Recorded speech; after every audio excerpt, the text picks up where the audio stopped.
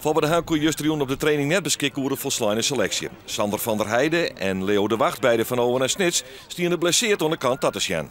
Sander is geen probleemzuiter, maar wie verstandig dat er nog net trainde. Dat weet ik ouder, hè. En Leo had een tikje aan boven is hij koet.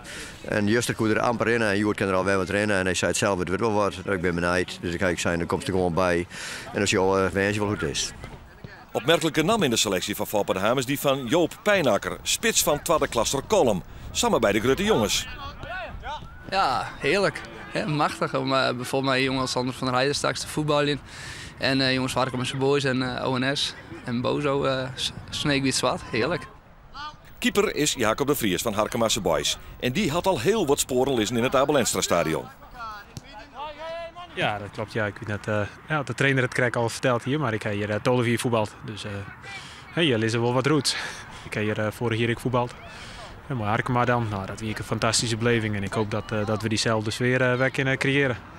Er wordt fanatiek traind op Sportpark Skatterwaard. De wedstrijd wordt serieus naam, toch trainer en selectie. Pas daarheen in een redelijk pittig tempo. Kom maar.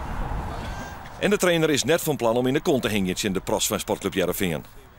Ik denk dat het een hele enerverende wedstrijd wordt. Dus ik ga net voor de goal lezen. Of wij gaan net voor de goal lezen. Nou ja. Dan spelen ze net maar 4 verdedigers. Dat wil ik net zeggen. Daar hebben we het net over. Nee, we spelen gewoon voor jou uiteraard.